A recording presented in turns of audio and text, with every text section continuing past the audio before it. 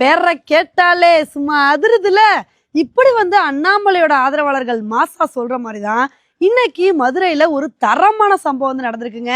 இந்த ஒரு கூட்டத்துல அண்ணாமலை அவர்கள் வந்து மேடை ஏறும் போது அவரோட ஆதரவாளர்கள் மிகப்பெரிய கரகோஷத்தை வந்து எழுப்பி அவருக்கு எந்த அளவுக்கு வரவேற்பை கொடுத்து சந்தோஷப்படுத்த முடியுமோ அந்த அளவுக்கு வரவேற்பை வந்து கொடுத்தாங்க. அடுத்து உள்துறை அமைச்சர் அமித்ஷா அவர்கள் வந்து பேசினாருங்க. அவர் பேசும்போது அண்ணாமலை ஜி அப்படின்னு சொல்லிட்டு ஒரே ஒரு வார்த்தை தாங்க வந்து சொன்னாரு.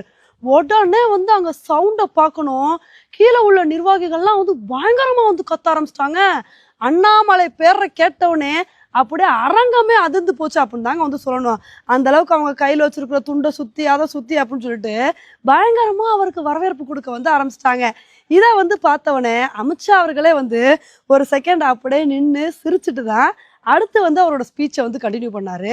அண்ணாமலையோட ஆதரவாளர்கள் என்ன கேட்டுட்டு வந்துட்டு இருக்காங்க அப்படின்னா, பாத்தீங்களா, என்னதான் அண்ணாமலை அவர்கள் தலைவர் பொறுப்புல இருந்து மாறினாலும் அவருக்கு இருக்கிற ஆதரவு மட்டும் மாறவே மாறாதுப்பா. நாங்க எப்பயுமே அவருக்கு கொடுக்க வேண்டிய ஆதரவை கரெக்டா வந்து கொடுப்போம். பாத்தீங்களா இன்னைக்கு அண்ணாமலை அவர்களுக்கு எந்த அளவுக்கு வரவேற்பு பாத்தீங்களா அப்படின்னு இது மாதிரி சந்தோஷமா கருத்துக்களை வந்து பதிவு பண்ணிட்டு வந்துட்டு இருக்காங்க.